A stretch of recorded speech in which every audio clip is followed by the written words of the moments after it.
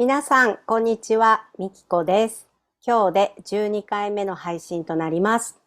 皆さんからのいいね、コメント、チャンネル登録は更新の励みになっています。さて、今日のテーマは、ら抜き言葉についてです。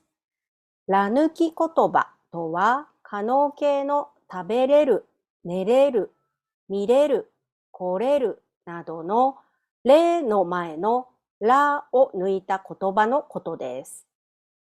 例えばちょっとこの会話を聞いてください。今日飲み会に来れる？うん、大丈夫。料理は刺身だけど食べれる？うん。この会話を聞いてどうでしょう？正しくは、来れるは来られる。食べれるは食べられるですよね。でも、らが抜けています。二つとも動詞の可能形ですね。意味は、来ることができると食べることができるです。学生に先生食べますの可能形は食べられるですか？食べれるですか？とよく聞かれます。はい。私が授業の時は食べられるって教えているのに、普段の会話になると食べれるって使っているからですね。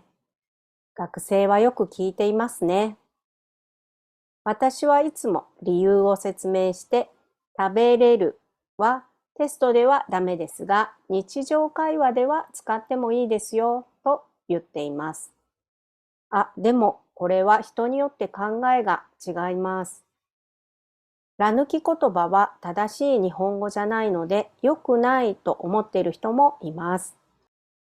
私は言葉は変化していくものだと思っているので、伝わるなら伝わりやすい言葉で伝えた方がいいと思っています。では、理由を説明しますね。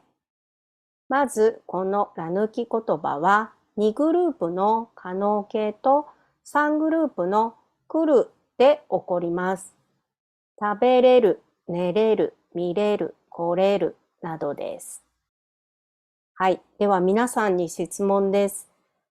皆さん、この食べられるって言葉を単語だけ聞いて意味がわかりますか？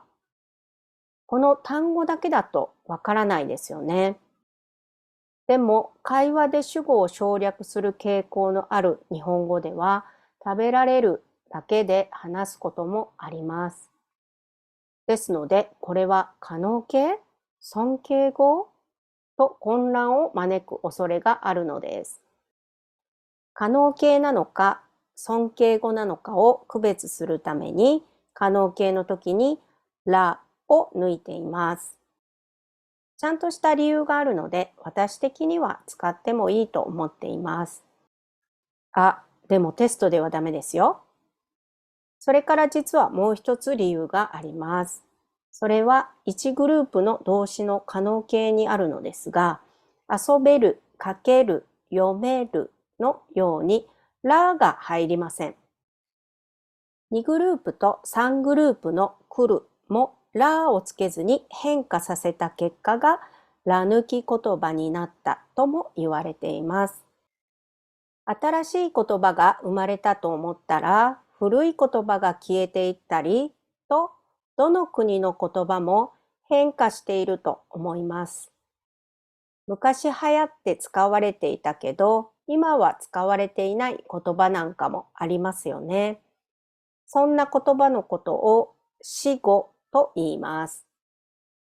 例えば、バブル経済の時に流行った炒めしなんて20代の若者は知らないと思います。ちなみに炒めしはイタリア料理のことです。言葉って面白いですね。はい、今日はここまでです。最後まで聞いてくれてありがとうございました。ほなまたね。